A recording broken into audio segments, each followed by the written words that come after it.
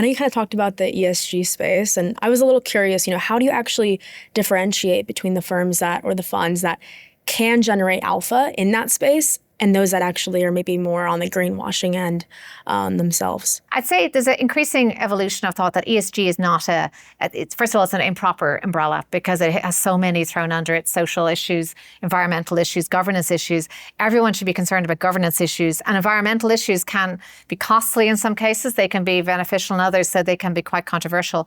So I'd say just in terms of the terminology, it's more of a risk management inquiry. Most ESG questions now are related to risk management questions that you would ask across any business line and any investment. So it's really, how is your portfolio resilient? That is a key question we all need to know, but at our portfolio level as well as at a manager level.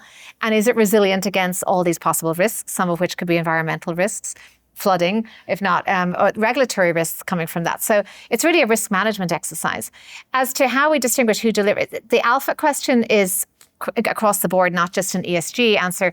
I think that it really gets to the authenticity of whether they are, in fact, to say something is a positive impact fund, for example.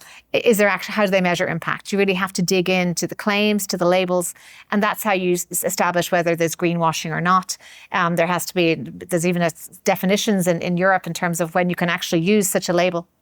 And that would help us to kind of get through the cutting through that, the percentage of the fund that needs to be in such a vehicle. So there are scientific ways, and then there's this more artistic way, which is, well, where is actually coming from? Predominantly, these funds are equity funds, not bond funds, and that it has been more challenging. You can certainly have ESG as a due diligence factor, risk factor in the due diligence process for any instrument, fixed income or equity, but they have tended to be more equity funds. Thank you.